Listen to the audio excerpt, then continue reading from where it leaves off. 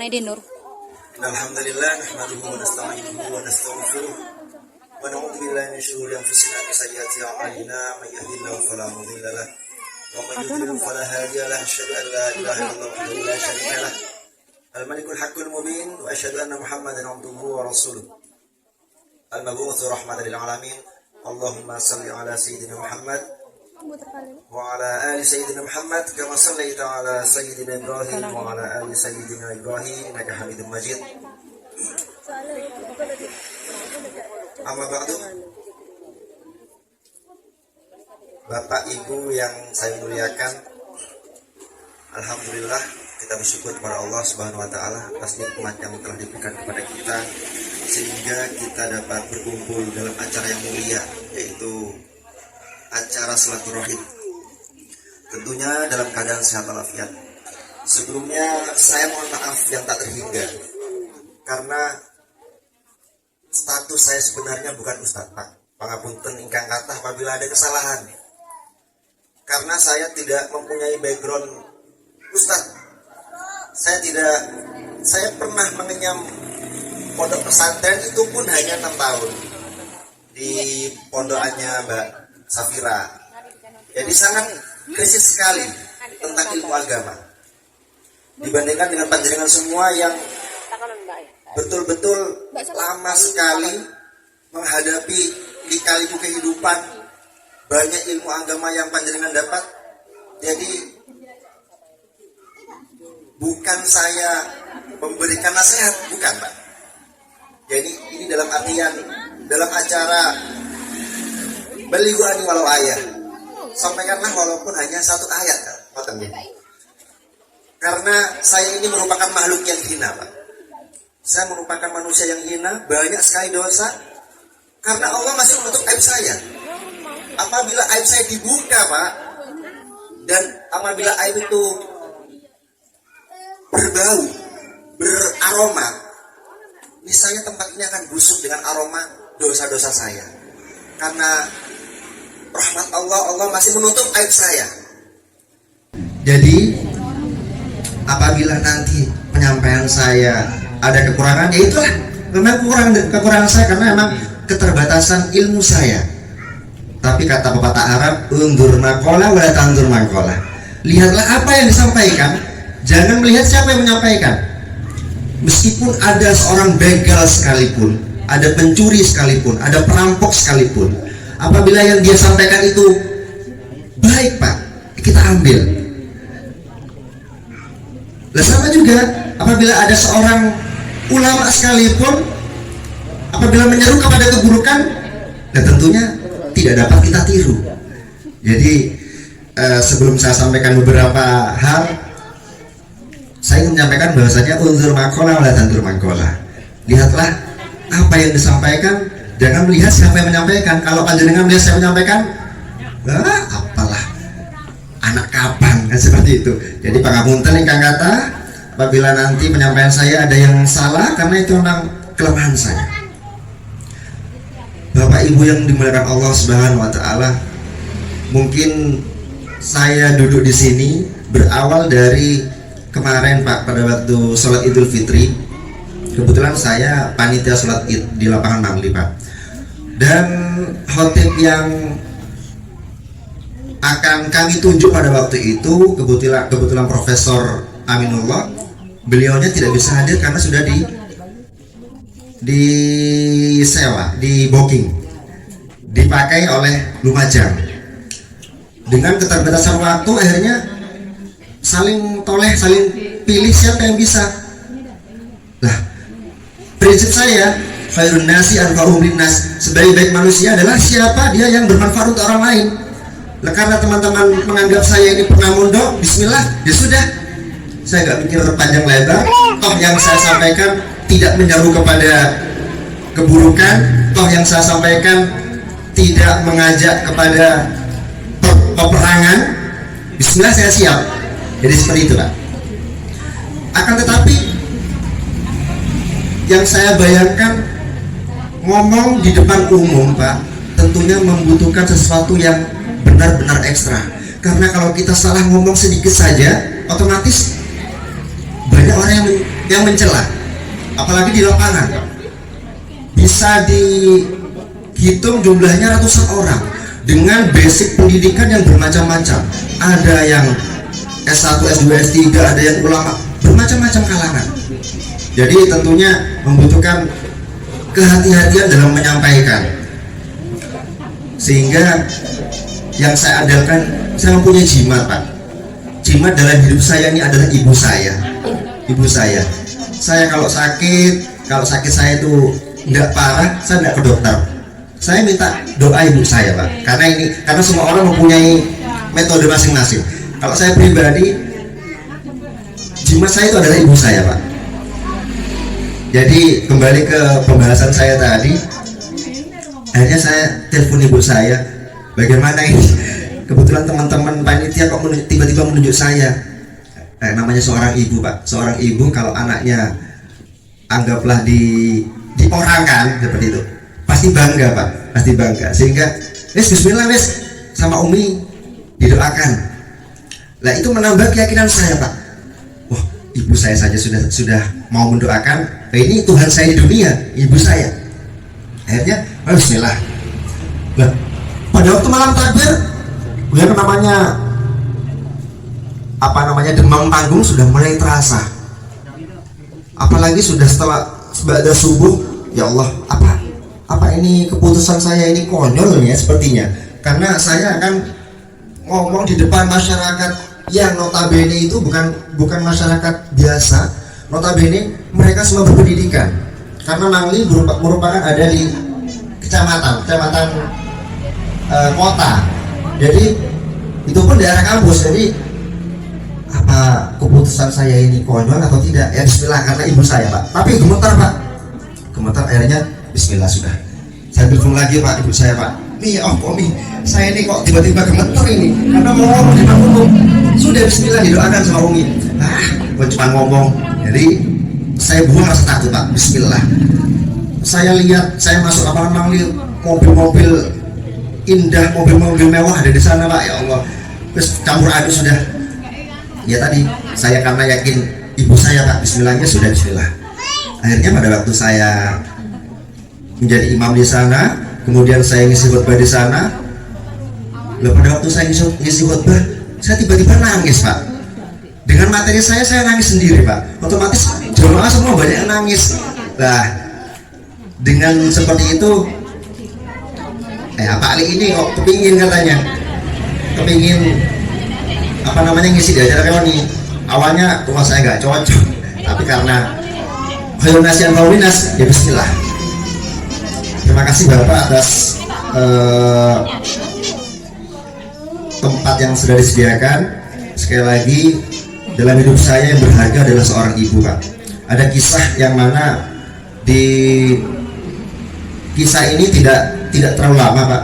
Ada di negara Arab Saudi. Pada waktu seorang syekh ini mengimami, setelah mengimami beliau mengisi kajian, tiba-tiba beliau didatangi oleh seorang jamaah, yang mana jamaah ini mempunyai kasus dia difitnah, Pak. Kita berbicara tentang ibu, Pak, ya. Difitnah dan tinggal 1 jam keputusan pengadilan. Dia itu curhat kepada syekh ini. Syekh, ternyata pengacara saya nggak bisa, Syekh. Ini sudah kalah. Jadi tinggal 1 jam lagi sudah diputuskan vonis bahwasanya saya dihukum 10 tahun penjara. Lantas apa solusi dari saya tadi itu? Apakah kamu punya orang tua? Ayah saya sudah meninggal, Syekh. Kamu punya ibu? Ibu saya masih ada. Sekarang aja ibumu ke restoran paling enak. Tapi bagaimana, saya waktu saya cuma satu jam. Sudah. Kalau kamu mengikuti saran saya, aja ibumu sudah. Manfaatkan waktu 1 jam itu. Nah, karena tidak ada jalan lain yang bisa ditempuh, sehingga orang tadi ini memanfaatkan waktu 1 jam tadi, Pak, untuk mengajak ibunya makan di restoran paling enak. Pada waktu di restoran tadi, ibunya ini sangat terenyuh dengan anaknya yang masih sempat memikirkan ibunya pada waktu sudah sangat mendesak. Pada waktu makan, ibunya berdoa semoga diberi keselamatan, semoga diberi kemudahan. Nah, setelah setengah jam di restoran tadi, tiba-tiba telepon Pak dari pengadilan. Telepon bahwasanya yang pemfitnah tadi itu sudah tertangkap, terbongkar. Masya Allah, ini kisah nyata Pak. Jadi bahwasanya bagi kita semua yang mempunyai ibu, yang mempunyai orang tua, bagi adik-adik yang masih mempunyai ibu, jangan disia-siakan. Karena ini merupakan jimat, jimat yang benar-benar mujarab. Saya pribadi pernah merasakan dan kisah-kisah banyak Pak. Kisah-kisah yang menceritakan bahwasanya kekuatan doa seorang ibu ini sangat bisa membalikkan fakta, bisa sesuatu yang mustahil bisa menjadi nyata. Ini kekuatan doa seorang ibu Pak. Jadi saya kalau sudah membahas tentang ibu ini nggak ada capek-capeknya Pak, nggak ada capek-capeknya. Ini curahan hati saya pada panjenengan. Baiklah Bapak yang dirahmati Allah, waktu berjalan terus begitu cepat. Tanpa terasa Ramadan yang kemarin kita lewati ternyata sudah pergi Pak. Kita beriktikaf bersama sahabat-sahabat kita, berbuka bersama keluarga, sholat tarawih. Tanpa terasa waktu berjalan begitu cepatnya dan ternyata sekarang kita berada di bulan Syawal. Itu apa? Itu menandakan bahwasanya kita saat ini sedang berjalan dalam proses kematian Pak. Jadi jangan salah, setiap waktu yang bertambah, setiap waktu yang terus berputar, ini membawa kita kepada kematian. Oleh karenanya, Bapak-bapak yang dirahmati Allah, apabila kita melewati makam, janganlah kita hanya melihat paesan saja, janganlah kita hanya melihat gundukan saja Pak. Kita ingat bahwasanya di dalam sana ada orang-orang seperti kita Pak. Mereka juga punya angan-angan seperti kita dulu. Mereka juga pernah lahir dari rahim seorang ibu, tapi ternyata mereka sekarang ada di dalam tanah. Dan kita juga proses mau ke sana. Lantas apa yang akan kita siapkan? Bekal apa? Bapak yang dirahmati Allah, pada waktu orang sudah berada di makam Pak, pada waktu mereka ditampakkan siksa kubur, maka mereka mohon pada Allah, Rabbana absorna, ya Allah, mata kami sudah melihat azab ya Allah, wasami'na, telinga kami sudah mendengar azab, farji'na, kembalikan lagi kami ke dunia ya Allah, na'mal sholihah, kami ingin beramal soleh. Laula akhartani ila ajalin qarib, andaikan ajal ini bisa ditunda walaupun hanya saat, maka penghuni kubur ini ingin Pak, ingin kembali hidup ke dunia walaupun hanya sedetik saja, walaupun hanya saat. Apa yang ingin mereka lakukan? Fa'asadaqah, mereka ingin bersedekah Pak. Jadi begitu dahsyatnya sedekah, sampai-sampai mayat yang ada dalam kubur ini ingin hidup kembali untuk bersedekah. Jadi begitu dahsyatnya sedekah, sampai-sampai mayat yang ada dalam kubur ini ingin hidup kembali untuk bersedekah. Jadi begitu dahsyatnya keutamaan sedekah, sehingga mayat-mayat yang ada dalam kubur tadi itu ingin kembali hidup ke dunia. Bapak-bapak yang dirahmati Allah, apabila kita lihat pada waktu kita dikumpulkan di padang mahsyar kelak, pada waktu kiamat datang, la yanfa'u malun wala banun, tidak ada gunanya lagi harta, wala banun, anak pun juga tidak ada berguna. Yafirul mar'u min akhi, semua akan lari Pak. Kita akan lari dari anak kita, bahkan anak kita pun juga akan lari dari kita, tidak ada yang menolong. Maka kembali lagi ke sedekah. Kullu mri'in tahtadi li sedaqatihi, orang kelak akan bernaung di bawah sedekahnya. Oleh karena itu, senyampan kita masih mempunyai rezeki, marilah kita bersedekah semampu kita. Karena apa? Karena itu semua untuk bekal kita. Karena semua kita akan merasakan kematian, merasakan mati, merasakan alam kubur bagaimana. Setelah dijelaskan dalam Al-Quran bahwasanya orang yang mati itu bersedekah, apa salahnya senyampang kita hidup, marilah kita sempatkan diri meluangkan harta kita untuk bersedekah kepada tentunya siapa yang membutuhkan. Kemudian yang terakhir Pak, dalam Al-Quran dijelaskan qaulun ma'rufun wa maghfiratun khairum min shadaqatin yatba'uha adha. Berbicara yang baik dan memberi maaf kepada sesama itu lebih baik, lebih mulia daripada kita bersedekah, akan tetapi kita mengungkit sedekah kita dan menyakiti orang lain. Nah, alhamdulillah kita saat ini sedang berada dalam bulan Syawal, yang mana ini ajang silaturahim, ajang saling memaafkan.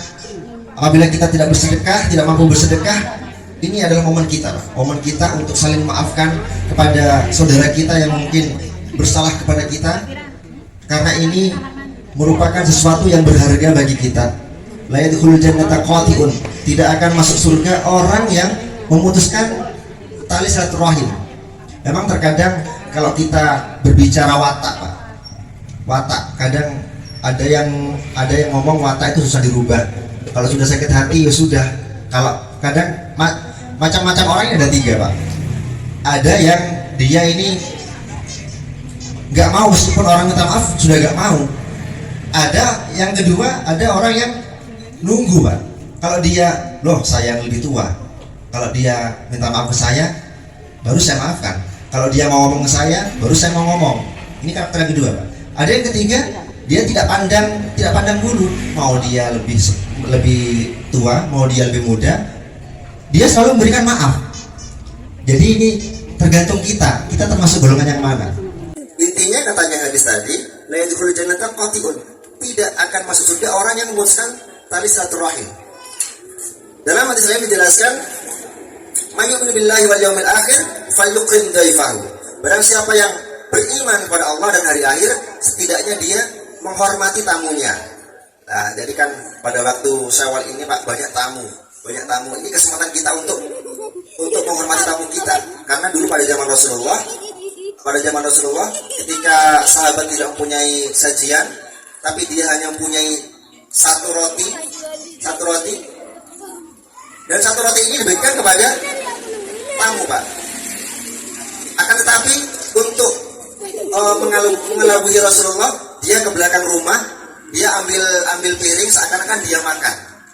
Nah, kemudian setelah Rasulullah mau pulang, Rasulullah ngomong kepada orang ini, setelah saya keluar dari rumah ini, tolong lihat apa yang ada di belakang saya.